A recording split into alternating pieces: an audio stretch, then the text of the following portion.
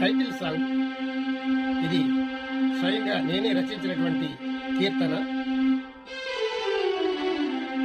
కలియుగ జనులపై ఎంతో ప్రేమతో, కలియుగ జనులపై ఎంతో ప్రేమతో వ్యాస మహర్షి అందించినది 12 స్కంధముల గ్రంథరాజము, 12 స్కంధముల గ్రంథరాజము, సుఖముఖ ప్రకటిత అమృతపానము, సుఖముఖ ప్రకటిత అమృతమురా ఇది శ్రీ భాగవత కథా శ్రవణము, ఎన్నో జన్మల పుణ్యమురా, ఎన్నో జన్మల పుణ్యమురా.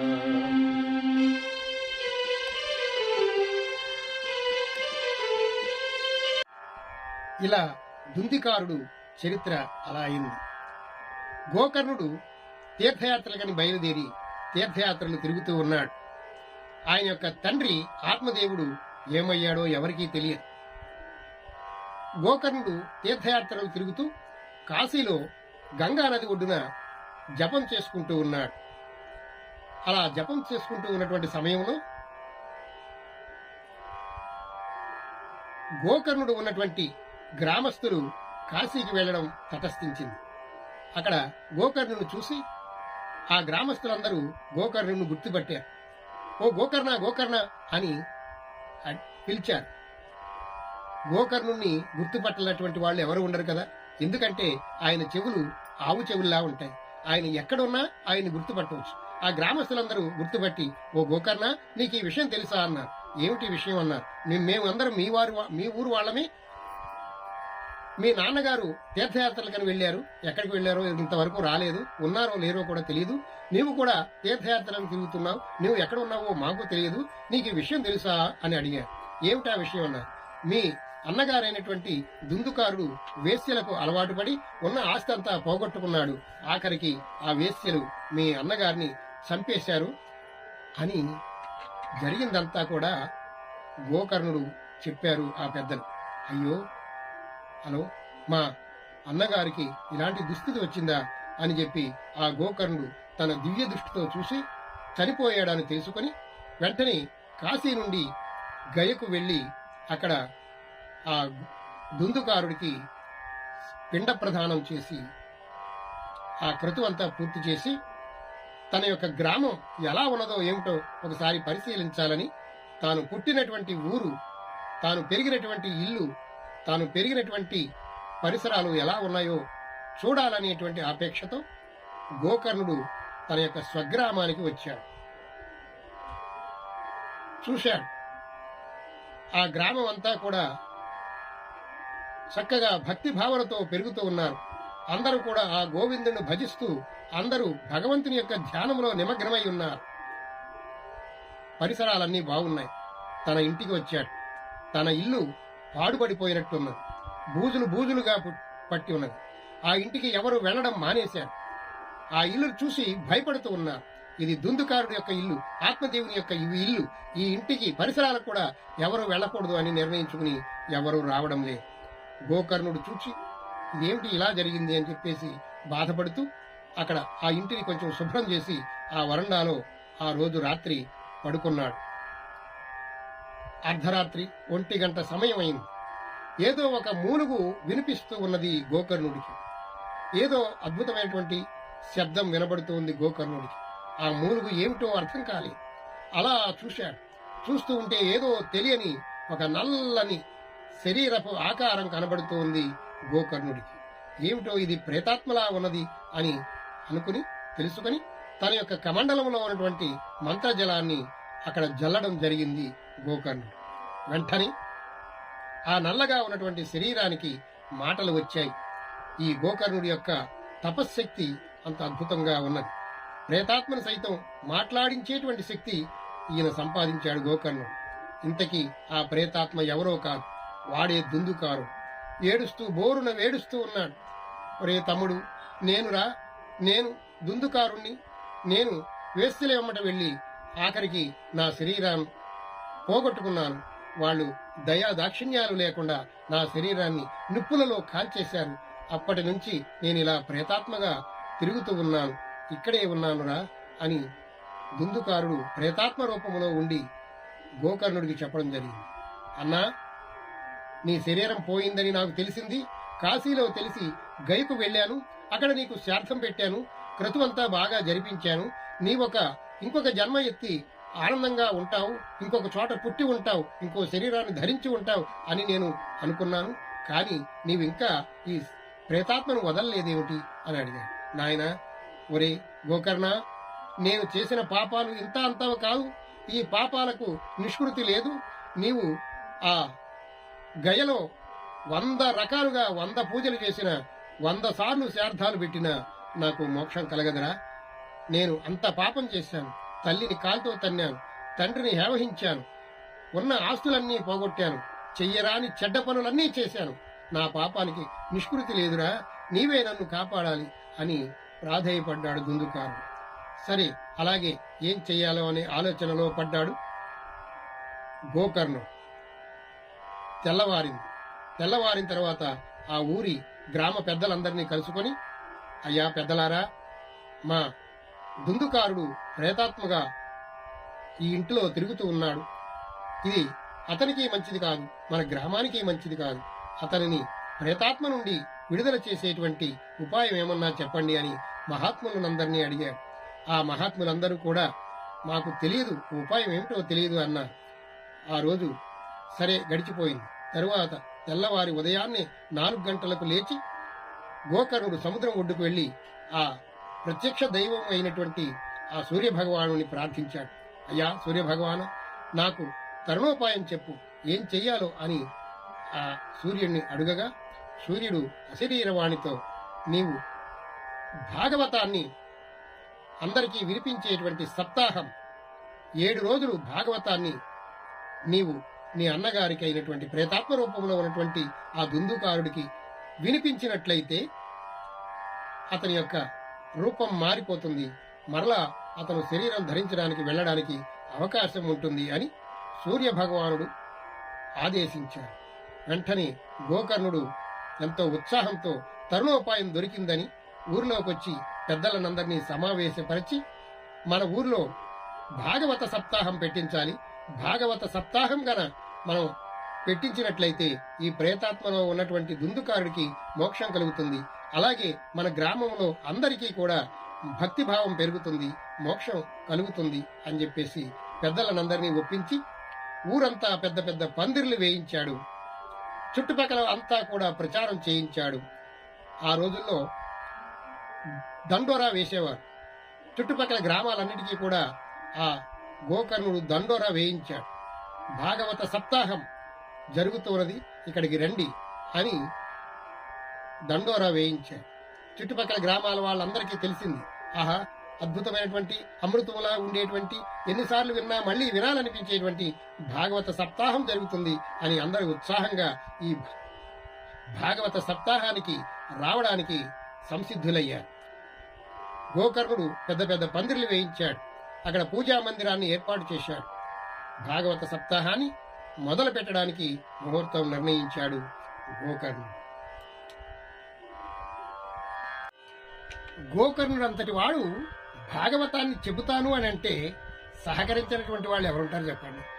గ్రామస్తులందరూ ఒకటయ్యారు.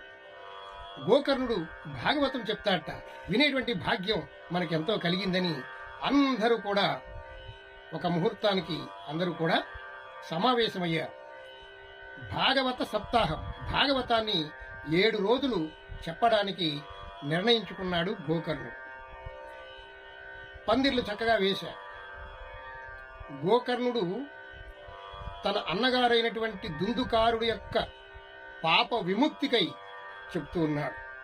ప్రజలందరికీ చెప్పాడు, దుందుకారుణ్ణి, మా అన్నగారిని పాపాలన్నీ ప్రక్షాళన చేయాలంటే భాగవత శ్రవణం తప్ప ఇంకొక మార్గం లేదు. కాబట్టి ఆ సూర్యభగవానుడు నాకు చెప్పాడు, భాగవతాన్ని విన్నట్లయితే మా అన్నగారైనటువంటి దుందుకారుడికి ఆ పిశాచ రూపం పోతుంది, ముక్తి కలుగుతుంది, అలాగే మనందరికీ కూడా ముక్తి కలుగుతుంది అని గోకర్ణుడు చెప్పడంతో అందరూ కూడా చాలా సంతోషపడి భాగవత సప్తాహానికి ఏర్పాట్లు చేశారు. ఆ భాగవత సప్తాహానికి పందిర్లు వేశారు. ఆ పందిర్లో ఇంతంత లావు ఎదురు గడలు అలా పందిర్లుగా పాతడం జరిగింది. ఆ ఎదురుగా ఉన్నటువంటి ఒక పందిరి గుంజకు బాగా లావుగా ఉన్నటువంటి ఎదురు బొంగుకు 7 కణుపులు ఉన్నాయి. అది ఎంత ఎత్తు కావాలో అంత 10 అడుగులు ఎత్తుని వాళ్ళు తయారు చేసి భూమిలో పాతిపెట్టారు. దానికి 7 కణుపులు ఉన్నాయన్నమాట.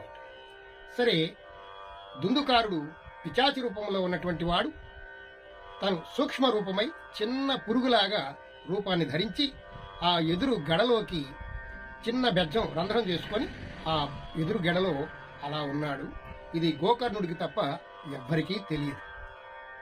భాగవత సప్తాహాన్ని మొదలుపెట్టారు. మొట్టమొదట పూజా కార్యక్రమం చేశారు. ఆ భగవంతుడికి పూజ చేశారు. విఘ్నేశ్వర ప్రార్థన అయింది, కృష్ణ ప్రార్థన అయింది. భాగవత సప్తాహాన్ని మొదలుపెట్టి చెప్పారు. మొట్టమొదటి రోజు ఉదయం నుండి సాయంత్రం వరకు భాగవత సప్తాహం అద్భుతంగా సాగింది. ఉదయాన్నే అల్పాహారం, మధ్యాహ్నం భోజనం, సాయంత్రం ప్రసాదం, ఇలా అందరూ కూడా పెద్దలందరూ సహకారంతో వచ్చినటువంటి భక్తులందరికీ ఏ లోటు లేకుండా, దూరాభారాల నుంచి వచ్చినటువంటి వాళ్ళు ఉంటారు కాబట్టి, ప్రక్క పల్లెటూరు నుంచి వచ్చినటువంటి వాళ్ళు కూడా ఉన్నారు కాబట్టి, ఉదయాన్నే అల్పాహారము, మధ్యాహ్నం భోజనము, సాయంత్రం ప్రసాదం ఇలా ఏర్పాటు చేశారు అక్కడ ఉన్నటువంటి కమిటీ వారందరూ. మధ్యాహ్నం భోజనాలు ముగిశాయి. భోజనాలు బ్రహ్మాండంగా చేశారు. పులిహార, 2 కూరలు, కొబ్బరి పచ్చడి, ఇవ చక్కగా సాంబారు, పెరుగుతో సహా చక్కగా భోజనాలు అందరూ కూడా ఆరగించారు. మరలా 1 గంట సేపు రెస్ట్ ఇచ్చి మళ్లీ భాగవతాన్ని మళ్లీ వినడం ప్రారంభించారు. అలా సాయంత్రం వరకు భాగవతాన్ని చెప్పారు. భాగవతం సాయంత్రం వరకు చెప్పిన తర్వాత ఆ కృష్ణ పరమాత్మకు హారతి ఇచ్చి అందరూ నమస్కారం చేసుకుని ఆ రోజు చక్కెర పొంగలి ప్రసాదం, అందరూ చక్కెర పొంగలి తీసుకుని వెళదామనేటువంటి ఉత్సాహంతో ఉన్నప్పుడు అలా హారతి ఇచ్చిన తరువాత ఆ ఎదురుగుండా 7 కణుపులు ఉన్నటువంటి ఆ యొక్క ఎదురు బొంగు పైన ఉన్నటువంటి కడుపు ఠప్ మని పెద్ద శబ్దంతో పేలిపోయింది. ఏదో పెద్ద శబ్దం వచ్చింది, ఏమిటా శబ్దం అని అందరూ చూశారు. ఆ ఎదురుగుండా ఉన్నటువంటి ఎదురు గెడ పైన ఉన్నటువంటి కడుపు అలా పగిలి విడిపోయింది. ఏమిటి ఇది, దీని గురించి ఎందుకులే ప్రశ్న, దీని గురించి ఎందుకు ఆలోచన, ఏదో అది ఎండకు పగిలి ఉంటుందని చెప్పేసి అందరూ కూడా ఆ చక్కెర పొంగలి ప్రసాదం తీసుకుని వెళ్లిపోయారు. తర్వాత రోజు 2వ రోజున మరలా భాగవతం ప్రారంభం చేశారు. మళ్లీ మధ్యాహ్నం భోజనాలైన సాయంత్రం కూడా భాగవతాన్ని విని మళ్లీ మంగళహారతి ఇస్తున్న టైంలో 2వ కణుపు కూడా ఠప్ అనే పెద్ద శబ్దంతో ఆ 2వ కణుపు కూడా పగిలిపోయింది. ఆ ఎదురు గడ అలా అలా ఇచ్చుకుంటూ ఉన్నాడు. ఆ ఎదురు గడలోనే ఉన్నాడు దుందుకారుడు పురుగు రూపంలో. శ్రద్ధగా వింటున్నాడు భాగవతాన్ని. సరే, వీళ్ళందరూ కూడా ప్రసాదం తీసుకుని ఆ రోజు పులిహార ప్రసాదం తీసుకుని అందరూ వెళ్లిపోయారు. మళ్ళీ 3వ రోజున మళ్ళీ భాగవతం ప్రారంభమైంది. మళ్ళీ హారతి ఇచ్చే టయానికి మళ్ళీ 3వ కణుపు మళ్ళీ పెద్ద శబ్దంతో పగిలిపోవడం జరిగింది. 4వ రోజున 4వ కణుపు, 5వ రోజున 5వ కణుపు, 6వ రోజున 6వ కణుపు, 7వ రోజున 7వ కణుపు, అలా వెదురు గడ మొత్తం 2గా ఇలా చీలిపోయింది. భాగవత సప్తాహం అయిపోయేటప్పటికల్లా ఆ ఎదురు గడ 2గా విడిపోయింది. అందరూ చూస్తూ ఉన్నారు. పెద్ద శబ్దం వచ్చింది.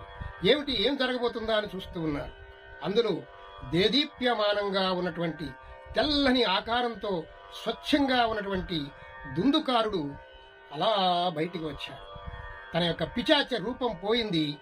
దుందుకారుడు తెల్లగా శ్వేతవర్ణంతో మెరిసిపోతూ ఎంతో చూస్తే నమస్కారం పెట్టేలా ఉన్నాడు. అలా దుందుకారుడు ఆ ఎదురుగడలో నుంచి బయటకు వచ్చాడు. అందరూ ఆశ్చర్యంగా చూశారు. అడుగు, దుందుకారుడు దుందుకారుడు దుందుకారుడు అని అరిచారు.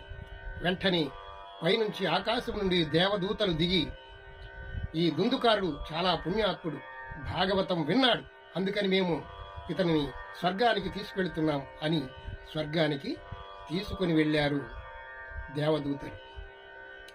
అప్పుడు అందరూ కూడా ఈ యొక్క గోకర్ణుణ్ణి ప్రశ్న వేశారు. అయ్యా, దుందుకారుడు ఎంతో పాపాలు చేశాడు, అయినా సరే ఆయన పాపాలన్నీ పటాపంచలైపోయినాయి.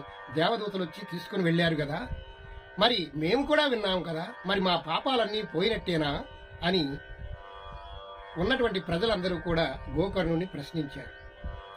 మీ పాపాలు అన్నీ పోయినట్లే, కానీ మరి దుందుకారుడికి దేవదూతలు వచ్చి ఆయన అలా తీసుకెళ్లడం ఏమిటి కారణం అని అడిగారు ప్రజలందరూ. దుందుకారుడు ఎంతో భక్తి శ్రద్ధలతో వినడం వల్ల ఆయనకి మోక్షం కలిగింది. ఈ భాగవతాన్ని ఎంత శ్రద్ధగా వింటే అంత ఫలితం వస్తుంది. శ్రద్ధగా విననటువంటి వాళ్ళకి ఫలితం రాదయ్యా. అందుకని దుందుకారుడు ఆ ఎదురుగుండా పురుగు రూపంలో ఉండి ఎంతో పాపాలు చేశాడు కాబట్టి తన యొక్క పాపాన్ని ప్రక్షాళన చేసుకోవడం కోసం శ్రద్ధాభక్తులతో ఈ భాగవతాన్ని వినడం వల్ల ఆయన పాపాలన్నీ పటాపంచలైపోయినాయి. అలాగే ఎవరెవరు ఎంత శ్రద్ధగా ఈ భాగవతాన్ని వింటే అంత పుణ్యం కలుగుతుంది అని గోకర్ణుడు చక్కగా వివరించాడు. మరి ఆ గోకర్ణుడు చెప్పాడు కదా, విన్నటువంటి వాడికి అంత పుణ్యం వస్తే చెప్పినటువంటి వాడికి ఇంకెంత పుణ్యం రావాలి స్వామి, మరి మీ సంగతి ఏమిటి అన్నా. నేను ఈ భాగవతాన్ని చెబుతూ ఉన్నాను కాబట్టి నాకు దీర్ఘాయుష్ని ఆయురారోగ్యాలని నాకు ఆ భగవంతుడు ప్రసాదిస్తాడు. ఎక్కువ కాలం ఆరోగ్యంగా ఉండి ఎక్కువ మందికి ఈ భాగవతాన్ని చెప్పేటువంటి వితరణ చేసేటువంటి భాగ్యం నాకు కలుగుతుంది. అందుచేత ఈ భాగవతాన్ని ఎవరైతే శ్రద్ధగా వింటారో వారి పాపాలన్నీ పటాపంచలవుతాయి.